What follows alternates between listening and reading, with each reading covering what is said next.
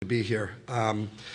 We obviously have our hands full tomorrow. It's a very, very good Syracuse team that spent the majority of the year ranked number one in the nation and have some tremendous players and a Hall of Fame coach, and then we get them in Buffalo. So there are unique challenges that will go with that in the atmosphere of a road game as well. But we're excited about it. We're excited to be here and looking forward to the challenge. Okay, with that, we'll open it up for questions. Please raise your hand. We'll get a microphone to you. Dave Garicki, Detroit News. Hawk, can you talk about being back to the NCAA tournament? You made it in your first year. You probably thought, this is pretty easy. And now here you are 10 years later. How gratifying is it to get back? Yeah, the easy part, no, that never went through my mind. As a Division II coach, for 9 years before that, you have an appreciation for getting to postseason play, no matter what it is. But the NCAA tournament was a blast the first year. It's taken us 10 years to get back, but we've played in every other tournament in between. A couple of times in the CIT and the CBI, Final Four last year, and the NIT. So we've been in postseason play, but it's great to be back in this atmosphere. Obviously, everybody has the NCAA tournament on their mind this time of year. It's great to be back here. Postseason play hasn't been foreign to us, and in a league like ours, it's very important that we recognize some of those other tournaments because we have some teams playing in those, and it's very important. I don't think we would be here today had it not been for being able to play last year in some postseason play. Good follow-up, Dave? Sure. I noticed that when Syracuse has been beat, especially this month, if you look at their stat sheet, they get outscored in the paint. How important, number one, is it to have a guy like Whittington? And talk about what Connor has meant to your team, especially since Darius had transferred. Well, first of all, the points in the paint can be misleading. I think that they've probably turned the ball. One thing we've noticed on their little bit of a slide, they've turned the ball over a little bit more, or when they've missed shots, there's been a lot of long rebounds. I don't think it's as big of a. I mean, Cooney hasn't shot the ball as well as of late, and if you're going to miss a three-point shot, generally speaking, a long shot produces a long rebound, and that has triggered some of these other teams' fast breaks. And that ends up being points in the paint, not necessarily, hey, we're gonna grind it out against the 2-3 zone and throw the ball inside and see how this goes. That's not the kind of game. It'd be very difficult for us to play that kind of game with the size difference that they have against us. Connor Tavey is our point forward. He's kind of been our ace in the hole. He can rebound the ball. He brings it up himself. He led the team in assists from the forward spot. He's an incredibly intelligent player, high basketball IQ, sees the floor well, understands game plan. So he's been tremendous for us. As a matter of fact, the one game we've lost in this stretch at Toledo was in overtime, and Connor only played 14 minutes in that game due to foul trouble. If we had had him the whole time, I'm not saying we would have won the game, but I would have liked our chances a little bit better. Question over here. Hi, Coach. Dave Briggs, Toledo Blade. Do you think the MAC's gotten the right level of respect this year, you guys, and maybe a team like Toledo, too, the 36 RPI, than a 6th seed in the NIT? Yeah, no, I don't. I'm not.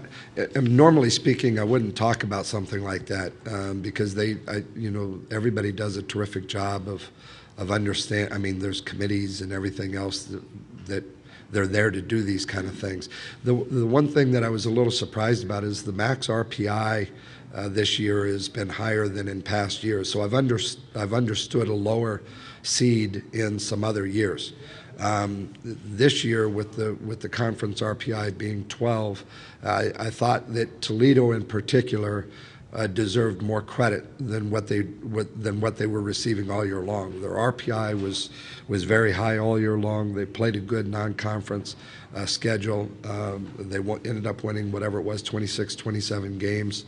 And they were never mentioned in terms of a potential at-large team all the way through the year. And I never really understood that. And then to get the seed that they got in the NIT, I was discouraged by that. Happy with the number of teams that got in total postseason play, but a little discouraged with the seeding that went on there.